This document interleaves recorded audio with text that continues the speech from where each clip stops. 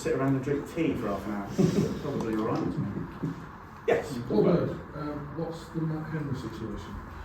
Morning, Paul. How are you? All right, you? Excellent. So obviously Matt's contracted to join us after the first championship game. So we're in constant communication with New Zealand Cricket. So we're anticipating him joining as contracted, but obviously we'll keep monitoring that situation on a day-to-day basis. At the moment, you're expecting 7th of April. Well, he'll be arriving before the second game, which I think is the 11th of April, isn't it? Yes. Next. We had a great season last season. How do we intend to build on that and learn from what's gone on so that hopefully we get across the line next time round, which is what we all want, of course. Thank you, Richard. Do you want to answer that question? I don't mind, and maybe go run across the three of you. Lewis, you can start. Yeah, I think, like you said, it was obviously a very good season with 2 very average weeks at the end. Like I said, we set our stall out at the start of the year to get to September with, I guess, being in a position to win trophies, which we did. And we did a lot of things well, and there's a lot of things that we can learn and improve on this year. And yeah, hopefully come September we'll be in a very similar position where we've got trophies on the line. And I guess last year will be a good learning experience for guys when we do get in that position again to do things slightly differently.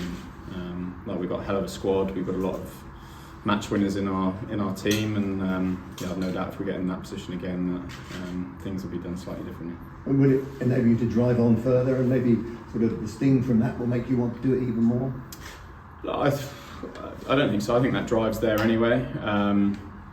Look, I think we had a brilliant season with 2 really average weeks, and for the vast majority of the season we were outstanding. And I guess come the crunch time of the season we didn't quite turn up, and we didn't get things quite right. And yeah, I've no doubt that guys this year want to put that right. Thank you.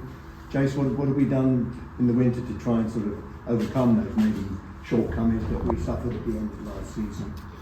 Lots of things, Walsh. I think look, the reality is everyone's a year older, so they benefit those experiences. We've invested a lot of time in developing individual skills, but probably more importantly, the growth of people. I think mentally it's hard when you're challenging in 3 competitions and you've probably got 15 or 16 players that you're picking from week in, week out. The demands on the players are incredible from a mental point of view. So we've invested a huge amount of time, a lot of communication around that. So the growth of the individuals combined with how skills move forward, we're in a fantastic position to have another crack this year. And Sarge, you're sort of looking down from above at the whole thing. I mean, how do you see the reaction of the players at the end of last season through the winter, and how they feel now about things? So I'm very fortunate to be able to sit back a little bit and have that oversight, and to see the disappointment. And disappointment is a word that is used quite flippantly, but actually the hurt and disappointment of not being able to get over the line, having been so competitive for such a long period of the season, and everybody recognising that there's probably 17 other counties that would love to be in our position. That's something we should be very, very proud of. And you know, we've seen it in the Metro Bank. You go back a couple of years, you know, the journey through those experiences, and Jason alluded to it, is that every player now and the coaching staff has got that extra year's experience under their belt, and I'm very confident that we'll just continue to keep growing. Thanks very much. Hi Sophie, obviously this is the first year with Somerset Women as one of the new sort of fully professional sides. How's the winter been for you, sort of getting all the team together, because there must be a lot of new faces? Yeah, I guess there is a few new faces around, but there's a lot of familiarity as well. I guess the majority of our squad have come across from Western Storm, so I feel like I know most of the girls pretty well. But yeah, new faces in Liv Barnes, Laura Jackson, from other places around the country, which has brought a new energy. A lot of youth in our group, which is really exciting, and something to really build on. Maybe not this year, but in future years, I think that's going to really prosper. And I guess it's all the work that we're doing behind the scenes throughout the winter. A number of our players have been away to get experience elsewhere, in Australia, playing club cricket. So hopefully they'll be ready to sort of hit the ground running come that first game. And obviously it's a new sort of season, you've got extra competitions and stuff. Do you have any sort of aspirations for what you want to achieve? And obviously the first season is this new system. I guess we want to be in the mix for qualification, don't we? I think really exciting that Vitality Blast is now that the top 4 can qualify, and there's actually going to be 2 semi-finals. So I guess that gives you a little bit more of a sniff. So we want to be hunting for that. We want to play really entertaining cricket here. We want to get as many people watching Somerset women. We want to, see how many people can come down to Taunton and support us. Sophie, as a Somerset girl, what does it mean to you to be first captain of the Somerset professional women's team and to be walking out there leading the team for the first time? Great sense of pride, and I guess feel very connected to the club. Feel like it's part of my DNA, and I feel very invested in everything this club's about. So to be the first ever women's captain here in the professional era is really special. When did you first play for Somerset women? Probably made my debut when I was 15, 16, which is a very long time ago now. Thanks for that, Richard. And I guess it was very amateur back then as well, and it's obviously great to see how the women's game has progressed, and I never sort of envisaged that I'd probably be sat here all those years ago. Thanks, Sophie. Just a quick one regarding Will Smith. Really good news that he's signed a Red Bull contract. I guess him signing that Red Bull contract means he's not along for the ride. So what do you see his role being in the National Championship side? Yeah, look, it's obviously great news. Smeady's hungry to perform in all formats. He's obviously had some time away from Red Bull, so he's going to have to earn the right to play. Unfortunately, he sustained an injury just a few weeks ago, so that's going to put him back a little bit as well. But we've seen what a destructive player he is, and one thing, he's always been prolific. So I think if you look at age group, and when he came into second team cricket, he's always scored runs. So hopefully he can find that in Red Bull cricket, and we'll have incredible competition for places. So you mentioned an injury there. How long will he be out for? Well, he's having his first hit today, so hopefully he'll be back in the next few weeks. So it shouldn't be too long. It's a great story as well, isn't it? That full cycle. I wouldn't be surprised if other players and other teams around the country, undertake a similar sort of journey.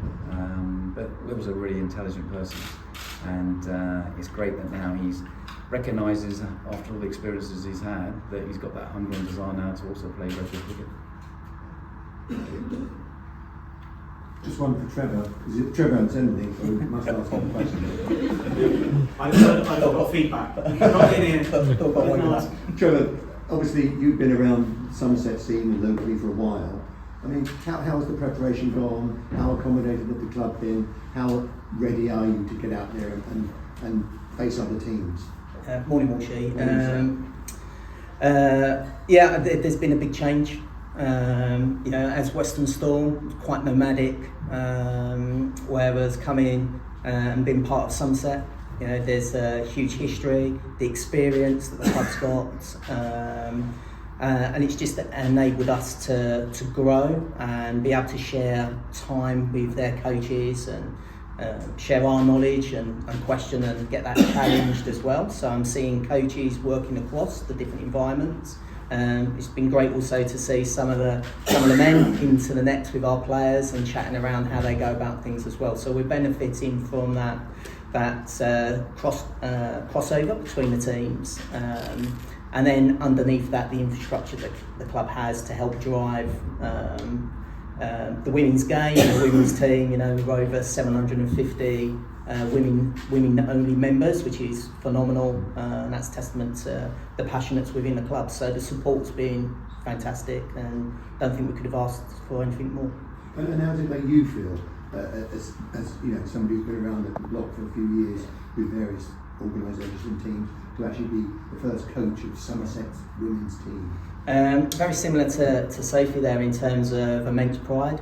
I remember chatting to Andy about coming to watch a game where Andy was, I think, coach at that point. Jason might have been assistant, and they were walking out on the park, and I said to my partner, I'd love to do that one day. So to be able to wear the wyvern, walk out onto the park with the badge and being part of Somerset, there's a huge amount of pride within that. Thank you. Nick Thomas at the Somerset County Gazette. Andy, right? Maybe a question for Andy. Could you talk a little bit about the Shelley Bashir situation? Specifically, the cricketer described it as an unacceptable level of instability in going to the morning. Fifth team in a while, I don't know what it was. Anyway, I just wondered if you could address that and your response to that kind of criticism. Yeah, thanks for the question. It's all about opportunities, and at the start of the season, the conditions we're playing in, opportunities for all our squad is limited. We can only put 11 players out in the park. We've got to get the right balance of the squad. So if players are missing out on opportunities, then we need to get them the most competitive cricket we possibly can. And we've seen evidence over the last couple of years of how beneficial it is to a player, the other county, but also us, to get players out on loan and playing first 11 cricket. And we've taken a lot of good information around from those experiences, and we've with some players who coming to a critical point in their contracts, made really good decisions around the future, which has resulted in people actually having extensions to their contracts as well. But it's all about people playing the highest level they possibly can. I think there's been quite a old way of looking at the loan system, but I think we've got to look at it like how football uses the loan system, so we can keep developing players as much as we possibly can. There's definitely a gap between second 11 cricket and first team cricket, so if we can maximise the loan system and get our players playing first team cricket, it's going to accelerate their development. It's going to get them better prepared for when there are opportunities available for them to play. Appreciate that. Can I just follow up to that and ask if you see what role you see Bashir playing for Somerset this season as he's going out on loans? Yeah, look, Andy alluded to it there. Obviously, early season, you look at it historically, Seamers will play a majority role. We've obviously got Leachy, and we saw the emergence of Archie Vaughan last year. So from a balance point of view, early season, it makes sense that Bash has an opportunity to play some cricket. As the season unfolds, I've got no doubt that Bash will play some cricket for us. Again, obviously, if he's not on international duty, as the wickets start to dry out, and we saw at the back end of the year that we played 3 of them, so Bash, Archie and Leachy, and that led to success here. So we're looking to do a similar thing as we move forward. And how hard is it to sort of keep in touch with players, obviously, when they're out on loan and make sure that they're fitting in with what you want from them as well as what they're counting that they're currently playing for them? Today's world, it's pretty simple. The great thing is they're playing cricket, so as long as there's some regular communication to make sure they're okay. The thing you can't control is the environments they're going into. But if you look historically, Andy alluded to it, it's been really productive for us. Lewis Goldsworthy at Leicester, Ben Green at Leicester, both had fantastic experience. Gold has got opportunities in T20 cricket that he wasn't getting here, that may stand him in good stead moving forward this season. So again, it's a system that we're trying to use to our advantage to develop players. I think just to add on to that, we've got cricket's quite a small world. Coaches know coaches really, really well. Directors of cricket know each other really, really well. There's really good communication links. Technology allows us to watch every single ball a player is participating in, and we're very fortunate. Both Jason and I have got very strong relationships with Richard Dawson out in Glamorgan, and obviously Alfonso Thomas at Leicester as well. One for Sarge. Somerset, you're always competitive. You said last year, where you ended up wasn't where you wanted to be, but there's other counties that would want to be in that position. Now you've got the women coming on board. How are you going to juggle your time? It's a great question. So we've restructured our staffing to create a bit more space for me to be able to work across both programmes, which means that some of my previous responsibilities have been cascaded down, which is a great opportunity for a number of staff now to take on more responsibility.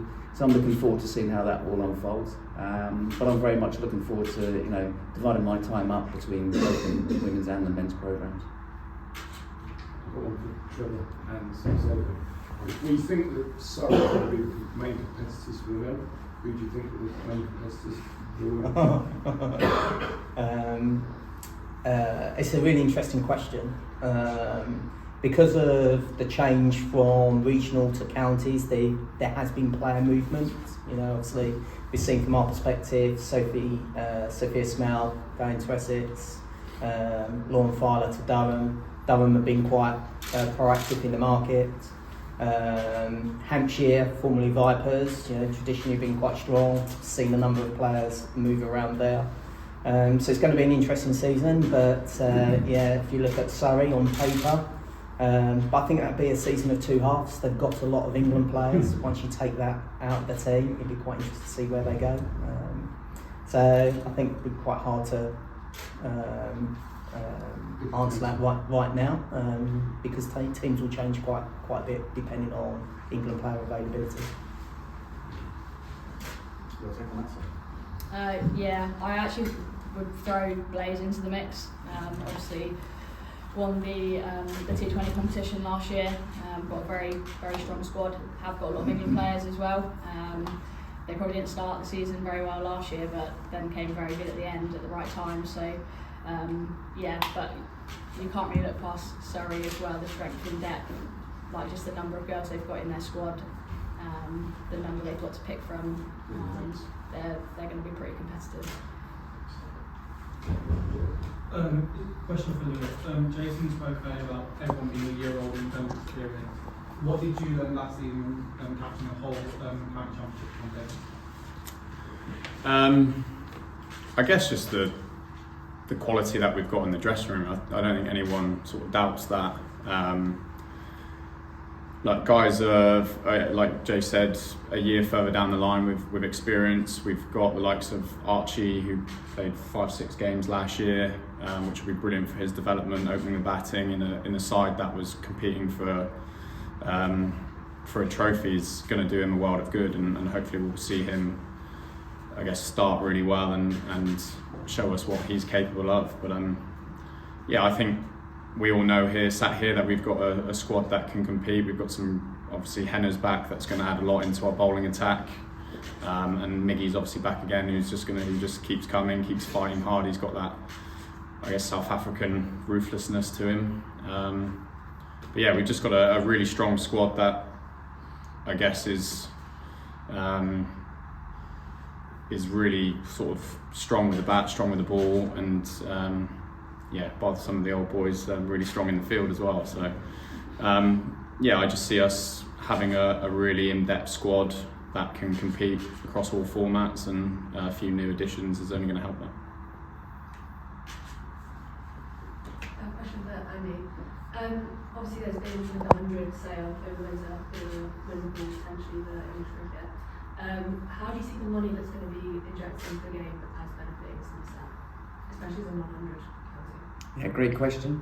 I think across all 18 counties there's going to be a huge impact on the sale of 100, and how that money then drip feeds down into first-class counties. From a Somerset perspective, we're very ambitious. You know, we're really competitive. We're not a test match venue, but we compete, we operate like we are. So any money that comes in is going to help us on that journey to make sure we stay very, very competitive across both the men's and the women's game moving forward. I'm really curious to understand how the ECB are actually going to look to divvy that money out. We're waiting for more information on that. I'm sure there's going to be a number of areas that are protected, so it does protect the longevity of the game, because without income and revenue coming into the game, I think the game's at risk. So it's really, really important that we stay right at the very forefront of sport in this country and around the world. So that money's going to be a great cash injection moving forward. Have you had much conversation with the ECB yet over when that money's going to come through, what it's going to look like? I'm not the chief executive, I'm the director of cricket, but that'll be a conversation that all chief executives are having with the ECB. It was referring to that one. A season and a half ago, JT Langridge had a pretty vicious start in Metro 50, and then wafted out for a year effectively, and is now coming back. I'm assuming he's been given an awful lot of support. He's a stronger player because of what happened to him.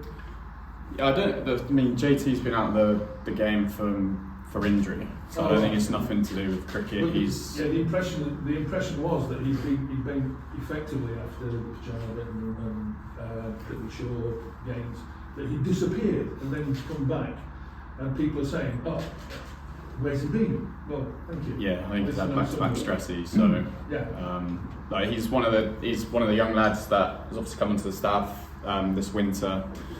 I guess it's pretty much the first time I've properly had eyes on him throughout the winter and pre-season, and there's a lot to like about him. He's obviously going to need a lot of help and I guess nursing through this summer, especially with obviously the two injuries that he's had. But yeah, when he gets it right, it's bloody impressive. And I guess this summer is going to be, I guess, keeping him fit and trying to sort of keep improving his skills. But he's obviously 6 foot whatever he is. He's massive and left armour, so he's going to, throughout the next few years, he's going to give us a lot in the bowling department. But it's just trying to keep the beanpole fit. I think. And the message is the youngest still there. And his hair's worth a mention. Sorry? His hair's worth a mention. No, it's not. Well, he's not going to wear a headband. You didn't notice Ball was wearing one. Yeah, it's just trying to keep it down with the kids, isn't he? Just one regarding Riley Meredith, and we got confirmed dates of when he's going to arrive and what formats will be available for. Yeah, so he's explicitly contracted for T20 Blast, so he'll be arriving ahead of that competition. There is flexibility within his contract if there's a requirement to be considered for other formats as well. I'm unsure whether he's gone into the 100, but I think he might well have done, so that will take him out of the Metrobank One Day Cup. But Riley knows the club really, really well. Like, he was really hungry to come back again. So that's something we're all very much looking forward to.